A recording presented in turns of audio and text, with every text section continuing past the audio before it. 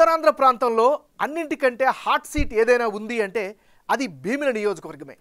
Telugu Desam party ఆవిర్భావం నుంచి 2004 వరకు 2 దశాబ్దాల పాటు భీమిలి సెగ్మెంట్ టీడీపీకి కంచుకోటగా ఉంది.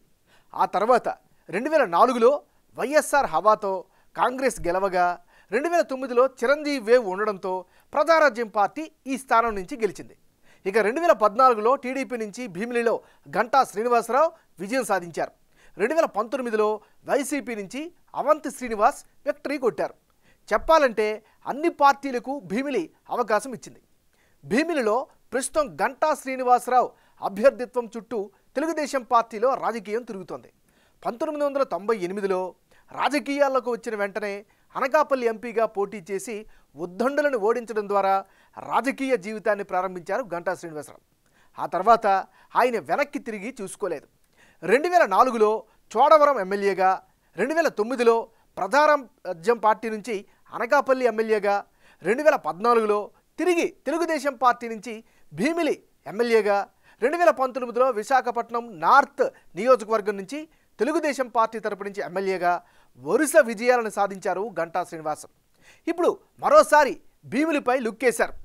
భీమిలి నియోజకవర్గం ఓటర్ నాడి ఎలా ఉందో తెలుసుకునే ముందు 2019 అసెంబ్లీ ఫలితాలను ఒకసారి పరిశీలిద్దాం. 2019 ఎన్నికల్లో భీమిలి నియోజకవర్గం నుంచి వైసీపీ అభ్యర్థిగా పోటీ చేసిన అవంతి శ్రీనివాస్ 44% ఓటు షేరుతో విజయం సాధించారు. అదే సమయంలో తెలుగుదేశం పార్టీ నుంచి పోటీ చేసిన సబ్బం హరి 40% ఓట్లతో సరిపెట్టుకున్నారు.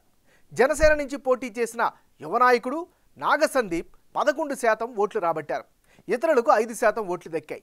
మరి ఈసారి ఎన్నికల్లో భీమిలి సెగ్మెంట్లో రాజకీయం ఎలా ఉండబోతోందో big TV exclusive detailed election సర్వేలో వెల్లడైనటువంటి అభిప్రాయాలను ఇప్పుడు పరిశీలిద్దాం. వైఎస్ఆర్ కాంగ్రెస్ పార్టీకి చెందినటువంటి నాయకుడు అవంతి శ్రీనివాస్. మరి అవంతి శ్రీనివాస్కి రానున్న ఎన్నికల్లో ప్లస్ అయ్యేటటువంటి అంశాలు ఏమిటి పరిశీలిస్తే, జగన్ క్యాబినెట్లో మంత్రిగా పనిచేసినటువంటి అనుభవం ఖచ్చితంగా ఈయనకు ఉపయోగపడుతుంది. మరోవైపు రాష్ట్ర వ్యాప్తంగా పెద్ద నాయకుడిగా కూడా ఆయనకైతే పేరు కనిపిస్తోంది. మరీ ముఖ్యంగా పార్టీ పరంగా కేడర్లో కూడా మంచి గుర్తింపు అయితే స్థానికంగా కనిపిస్తోంది. మరీ ముఖ్యంగా జగన్ ప్రభుత్వం పాటిస్తున్నటువంటి పథకాలపైన పెద్ద ఆశలైతే ఈయన పట్ల కనిపిస్తోంది. ఇది అవంతి శ్రీనివాస్కి సంబంధించినటువంటి పాజిటివ్ ఫ్యాక్టర్స్. మరి ఈయనకుండే మైనస్ పాయింట్స్ ఏంటో కనుక పరిశీలిస్తే, భీమిలిలో అనుకున్నంత అభివృద్ధి జరగకపోవడం ప్రధానమైనటువంటి మైనస్గా చెప్పుకోవచ్చు. ఇక జనంలో అయితే మాత్రం నెగిటివ్ ఇమేజ్ కూడా రాను రాను పెరుగుతూ వస్తుంది. సో అది కూడా మరో మైనస్గా చెప్పుకోవచ్చు. భీమిలి నియోజకవర్గంలో రోడ్లు అయితే చాలా అధ్వానంగా ఉన్నాయి, వాటిని డెవలప్ చేయలేకపోయారు అనేటటువంటి అపవాదం అయితే ఈయన పట్ల కనిపిస్తోంది. మరోవైపు డ్రైనేజీ వ్యవస్థ కూడా పూర్తి స్థాయిలో దెబ్బతింది, అసలు బాగోలేకంగా కనిపిస్తోంది. ఇది కూడా ఆయనకు మైనస్ అయ్యే అవకాశం ఉంది. మరోవైపు భీమిలిలో ఆర్టీసీ కాంప్లెక్స్ హామీ నెరవేర్చకపోవడం కూడా మరో మైనస్గా చెప్పుకోవచ్చు. ఇక సెగ్మెంట్లో ఉపాధి ఉద్యోగ అవకాశాలు లేకపోవడం కూడా మరో పెద్ద మైనస్గా చెప్పుకోవచ్చు. ఇది అవంతి శ్రీనివాస్కి సంబంధించినటువంటి ప్లస్లు మైనస్లు. తెలుగుదేశం పార్టీకి చెందినటువంటి నాయకుడు గంటా శ్రీనివాసరావు.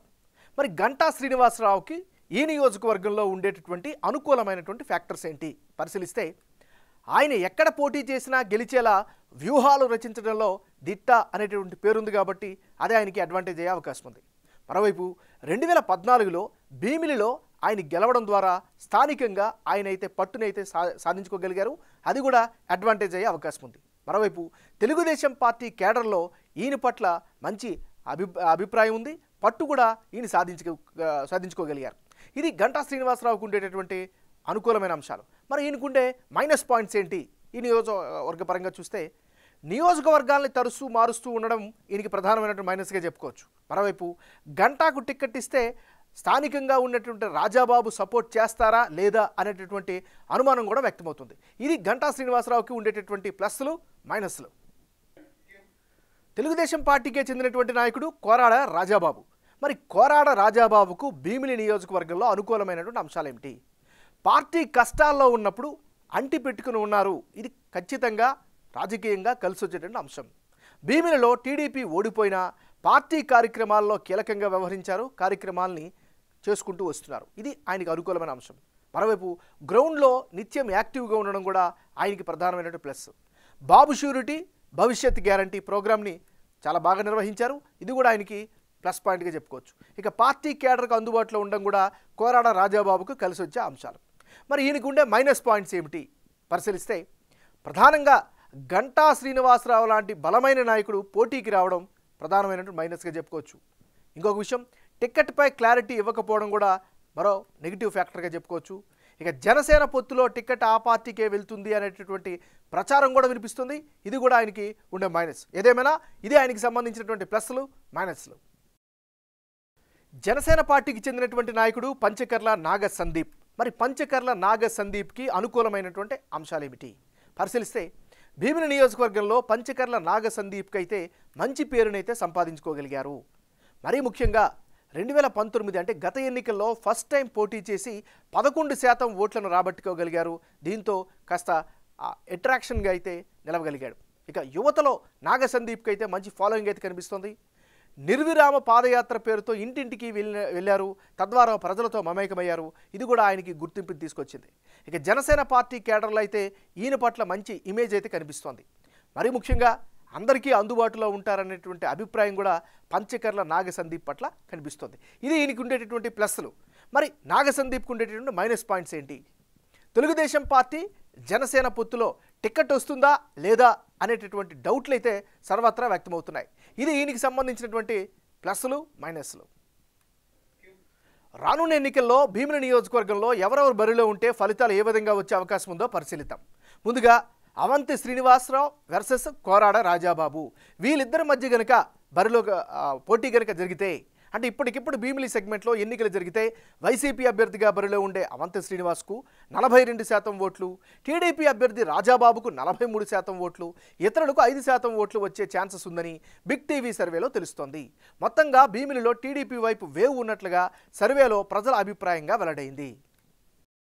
ఇప్పటికిప్పుడు భీమిలిలో ఎన్నికలు జరిగితే ఎడ్జ్ అయితే మాత్రం తెలుగుదేశం వైపు కనిపిస్తోంది.